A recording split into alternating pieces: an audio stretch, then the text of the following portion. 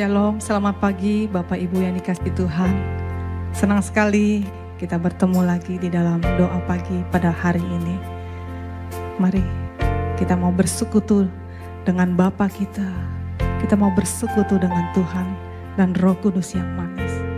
Biar sebelum memulai ibadah ataupun sebelum melakukan aktivitas, biar kita semua boleh melibatkan Dia terlebih dahulu di dalam kehidupan kita. Kita mau datang, kita mau berdoa. Terima kasih ya Tuhan, buat kasih-Mu, buat pemeliharaanmu sepanjang kami beristirahat. Biar kami boleh Tuhan menyerahkan sepanjang perjalanan hidup kami hari ini ke dalam tangan-Mu. Kau sendiri yang menolong kami, Kau sendiri yang akan memimpin kami kepada kasih-Mu, kepada rencana-Mu. Dan Kau sendiri yang berkarya di dalam hidup kami. Terima kasih ya Tuhan, terima kasih. Kami sudah berdoa dan kami mengucap syukur. Haleluya, amin. Mari kita angkat pujian bersama. Haleluya.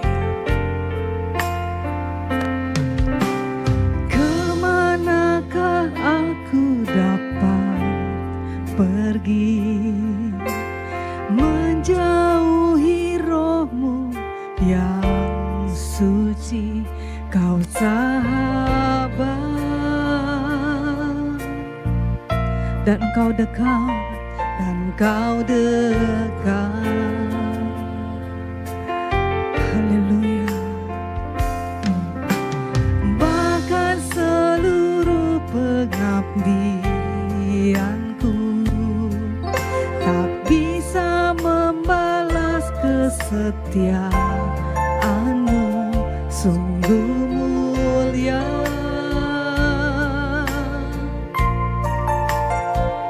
dan berharga, sungguh besar, sungguh besar pengorbanan-Mu bagiku, terlalu dalam untuk dimengerti,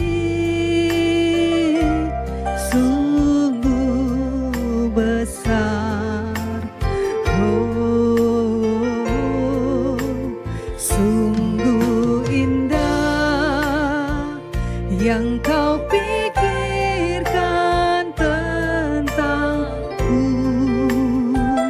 tak terselami bagiku. Sungguh indah, sungguh indah. Benar Tuhan, kami mau selalu mendekat. Kemanakah aku dapat pergi menjauhi Roh-Mu yang suci, Kau sahabat. Terima kasih Tuhan, dan Kau dekat. Haleluya. Bahkan seluruh pengabdianku tak bisa membalas kesetiaan-Mu, sungguh mulia. Amin. Dan berharga, sungguh besar. Amin. Amin. Pengorbanan-Mu bagiku terlalu dalam untuk dimengerti, sungguh besar, oh, sungguh indah yang Kau pikirkan tentangku, tak terselami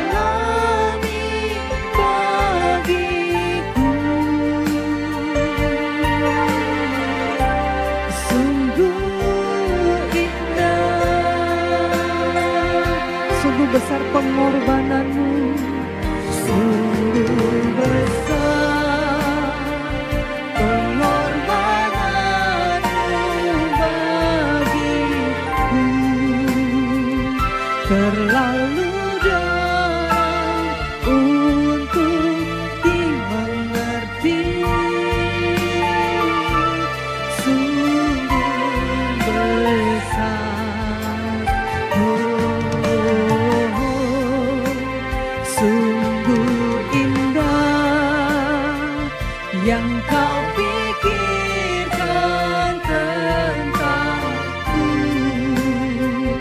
tak terselami bagiku.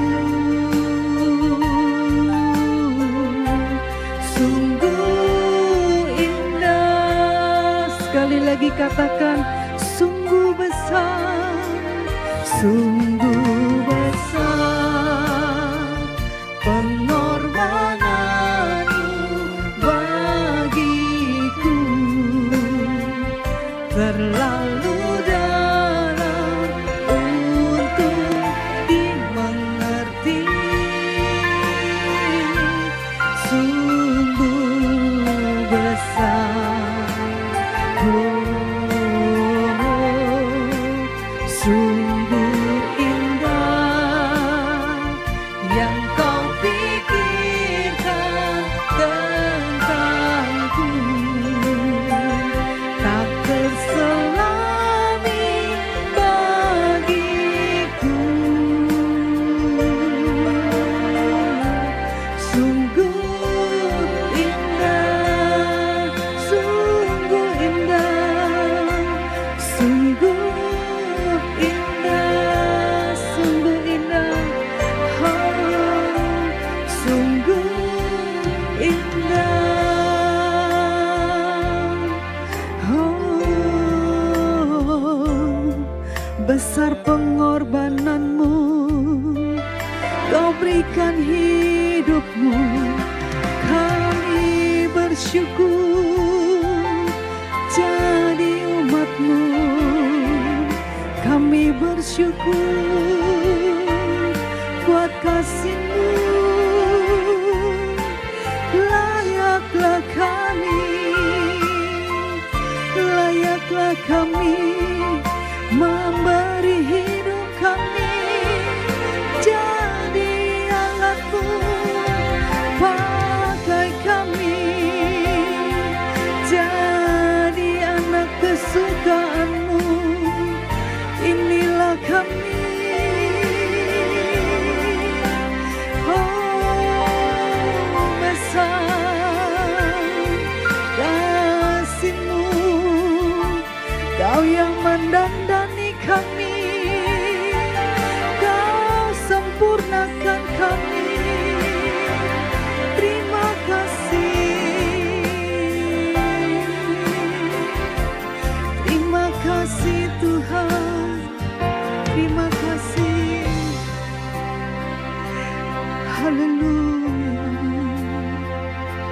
Mari umat Tuhan, bahwa segala pergumulan hidup Bapak Ibu kepada Dia yang sudah memberikan hidup buat kita semua, biar kita boleh berjalan di dalam anugerah-Nya, hidup di dalam kehendak-Nya. Terima kasih Tuhan, terima kasih, terima kasih ya Bapa. Biar setiap kami boleh mengerti bahwa kami dipanggil untuk satu tujuan, menjadi anak-anak Allah yang mau hidup dipimpin oleh Roh Kudus. Terima kasih. Biar kerinduan kami, biar kerinduan kami, oh, mampu berjalan bersama Roh Kudus. Oh, syukur bagi-Mu. Terima kasih Tuhan. Terima kasih Roh Kudus. Terima kasih. Inilah kerinduan kami. Kami mau bawa di hadapan-Mu. Biar Kau sendiri yang terus berkarya, menyempurnakan sesuai dengan keinginan-Mu ya Tuhan. Kerinduan hati ini untuk selalu bersamamu. Ku mau taat dan setia menyenangkanmu Bapa. Allah yang mulia, penyelamatku, padamu ku percaya. Bimbing kami ya Roh Kudus, bimbing aku untuk ya berjalan Roh di dalam Kudus, kebenaran-Mu. untuk senangkan hati Amin. Bapa, menjadi seperti Dia, Yesus Tuhanku. Benar Tuhan. Dengan hidupnya senangkan Bapa, padamu ku berserah. Padamu ku percaya, Padamu ku percaya. Padamu ya Allahku, ku mau selalu senangkanmu. Bapa penyelamatku, Bapa penyelamatku, inilah rinduku. Biarlah hidupku dimanapun dan kapanpun menyenangkanmu. mari pujikan lagu ini dengan kesungguhan. Amin. Kerinduan hati ini untuk selalu bersamamu. Ku mau taat dan setia menyenangkanmu Bapa. Kami mau belajar taat dan setia. Allah yang mulia, penyelamatku, padamu ku percaya. Bimbing kami ya Roh Kudus, Bimbing aku ya Roh Kudus, untuk senangkan hati Bapa, menjadi seperti Dia, Yesus Tuhanku. Engkau teladan kami Tuhan Yesus. Dengan hidupnya senangkan Bapa, padamu ku berserah. Yes, kami berserah. Padamu ku percaya. Padamu ya Allahku, Ku mau taat dan ku selalu mau menyenangkan. selalu senangkanmu. Bapa penyelamatku, Inilah rinduku. inilah rinduku. Amin. Biarlah hidup kami selalu menyenangkan-Mu Tuhan. Dimanapun dan kapanpun menyenangkanmu. Dimanapun dan kapanpun menyenangkanmu.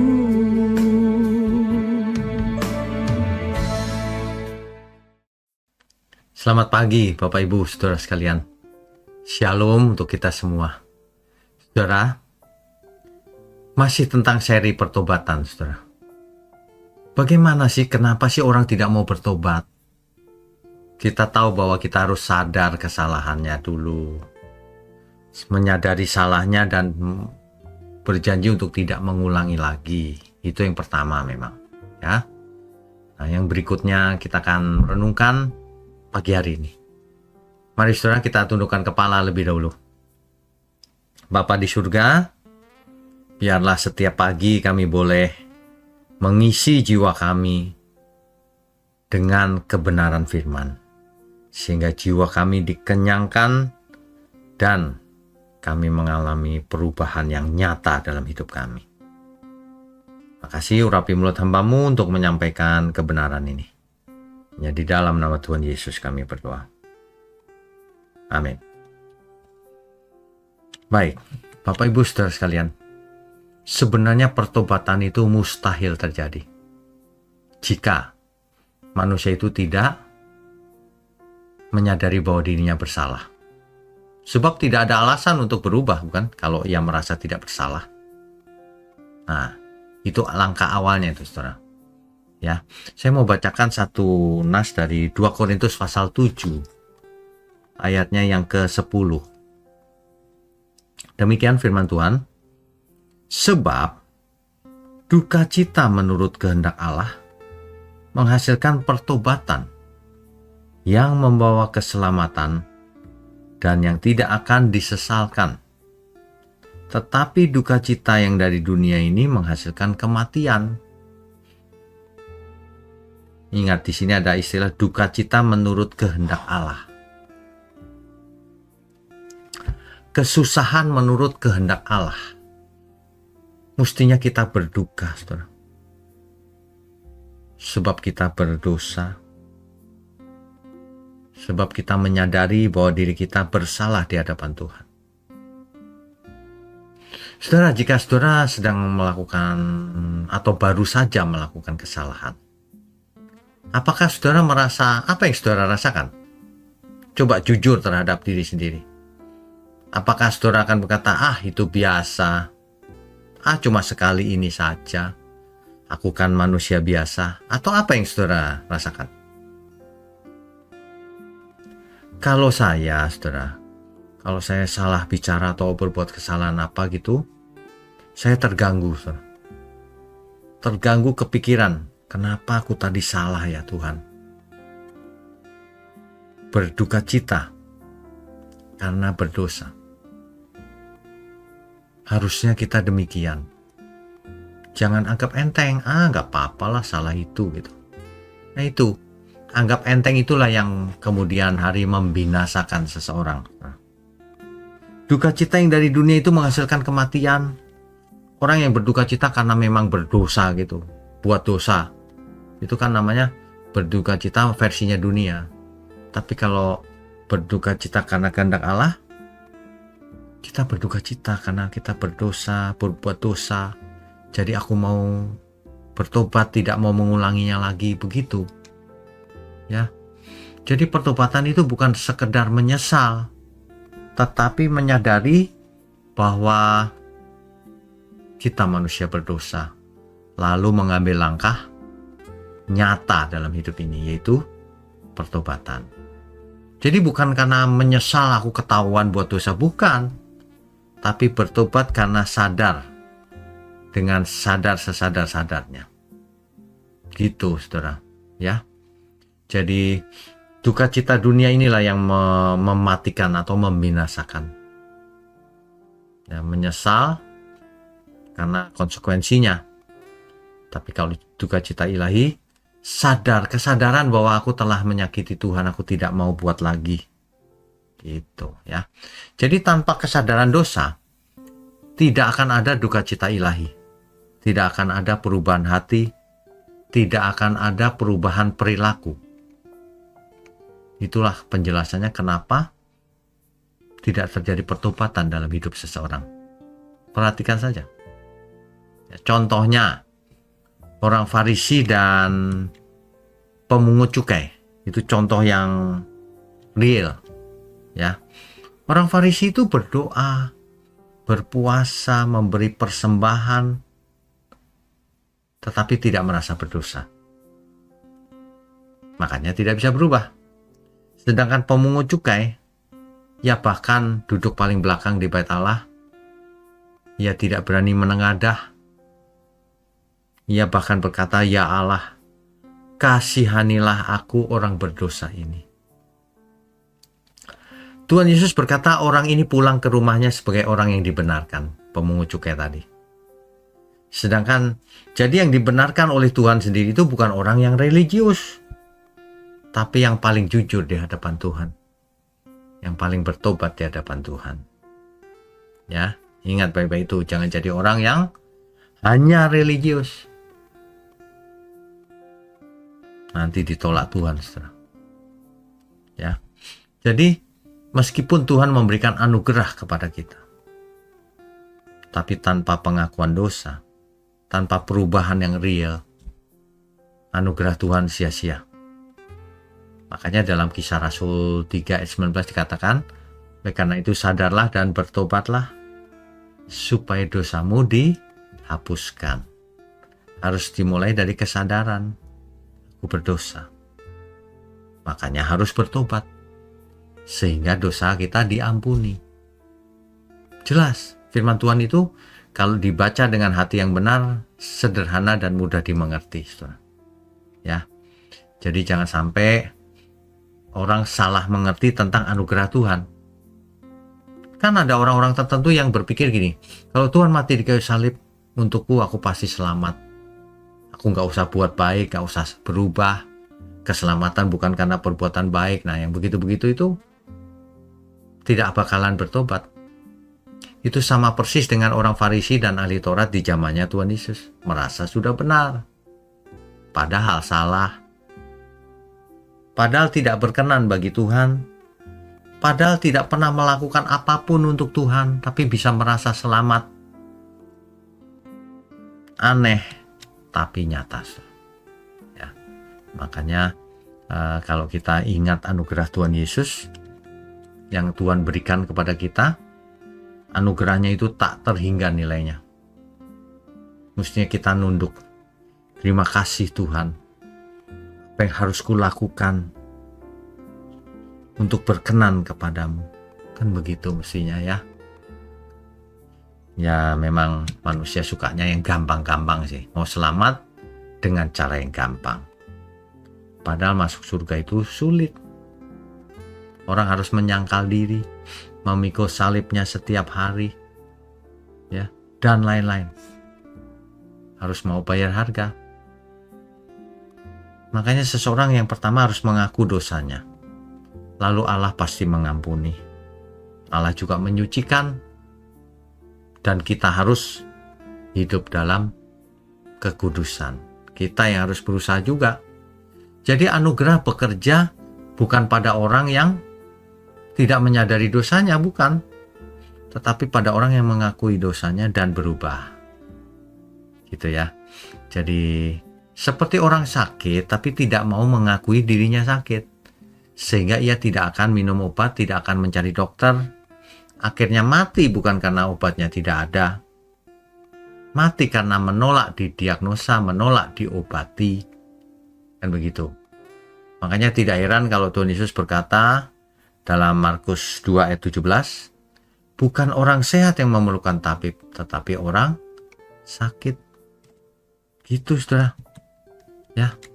Jadi saya berharap pagi hari ini setiap kita yang mendengar dan mau menerimanya akan mendapatkan berkat keselamatan dari Tuhan. Saudara, mari kita tundukkan kepala. Bapa di surga, terima kasih untuk pagi hari ini. Kami percaya berkat-berkat Tuhan sudah dicurahkan di pagi hari ini. Sehingga kami benar-benar sadar bahwa kami adalah manusia berdosa. Makanya kami harus bertobat. Terima kasih untuk gereja Mula-Mula GMM, untuk seluruh jemaat Tuhan dimanapun berada. Khususnya tangan-tangan yang mendukung pekerjaanmu ini Tuhan. Terima kasih, hanya dalam nama Tuhan Yesus kami berdoa. Amin.